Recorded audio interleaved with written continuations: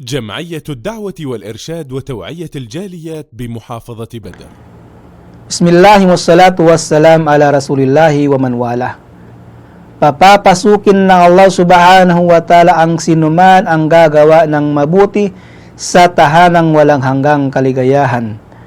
Wa may ya'mal minas salihati min dhakarin aw untha wa huwa mu'minun fa ulaika yadkhuluna al-jannata wa la yudlamuna naqira.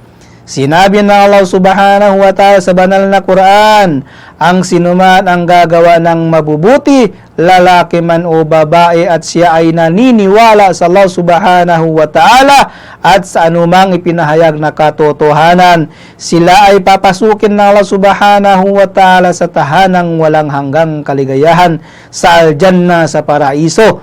At hindi sila dadayain at hindi mababawasan ang gantimpala ng kanilang mga gawain kahit na kasing liit ng nakir, isang marka o tuldok sa buto ng prutas ng datiles.